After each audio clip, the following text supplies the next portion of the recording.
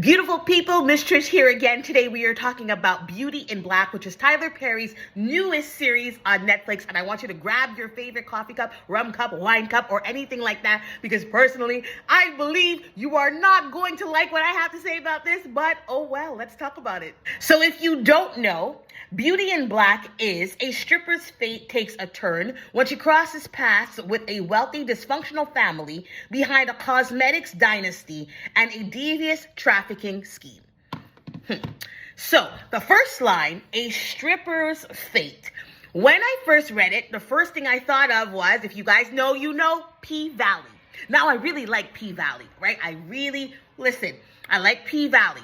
And normally, I really love Tyler Perry. I also got a softer spot for him when I actually watched Maxine's Baby on Amazon Prime, which was really good.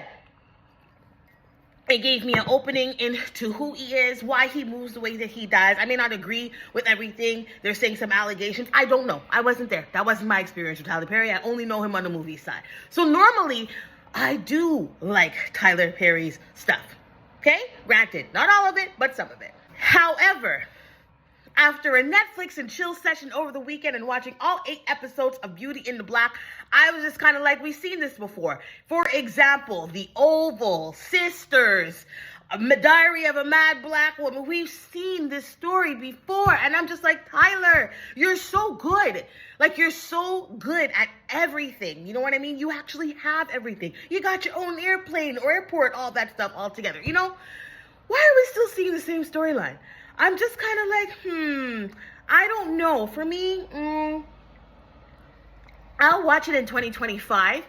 I guess I just really wanted the main character to win. And I didn't like the fact that they kept beating her up and just taking advantage of her in every which way. Granted, it is the life she chose. And normally this is what happens, I'm assuming, because most of these stories are... And when you build stories and you build characters, they're based off true stories and real life events and stuff, or real things that really happen. But I just felt like, okay, I kind of watched this already. When does she win? And I guess that's what it is for me. I always want to see the characters that we're all rooting for. I want to see them win. And the fact that she only really won in episode 8, I was just kind of like, okay, the guy, Rory, whatever, the son, he reminded me a lot of Columbus Short. There's another movie on Tubi where Columbus Short plays this character, and it's like the exact same person. I was like, wow, he really reminds me of him. Granted, I really liked the acting. I thought that the actors were phenomenal. Miss Lady that runs the dynasty, she turned into a bitch real quick after her seminar and stuff, but she essentially plays that role very well. Not to say that she's like that in real life, but sometimes characters scare me when they play that role really, really well. Like, it's just like, ooh, you play that a little too well. Remember, like, Mike and Sheila and all that stuff? Played that a little too well. You know, it's just like, okay, I believe that's your real character. I don't know, but I'm just saying. I wasn't impressed, guys. Not at all. I know we like a level of toxicity and drama in movies and film, and I respect that because I do too. But I don't like repetitiveness because I feel like I've seen it before. Like I said, now, I will be watching when season 2 comes out in 2025 because I tend to dig and look and see when are we expecting our next season, because 8 episodes was good to start, but are we getting another 8 episodes? You know, is it going to be like Harlem? Like, what are we getting, you know? So I'm gonna look forward to it. I'm gonna watch it. I want to see if the storyline changes in any capacity, but for me, I could see why the hype was hyped and hyping, right? But for myself, I was just kind of like, oh, okay, seen this in P-Valley before. I know exactly what this is like. I know I can tell you what's gonna happen next. You know what I mean? Some of it was also predictable, which I don't really like. I like a little suspense, you know? Anyways, that's just me. If you liked it, kudos to you, no problem. But over here in the Miss Trish camp, we are just like, cinematography was beautiful.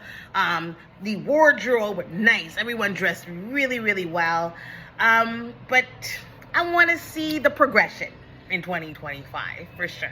So let me know what you thought about the 8-part series if you have watched it. I did put some spoilers in here because when I do these reviews, I'm going to spoil it.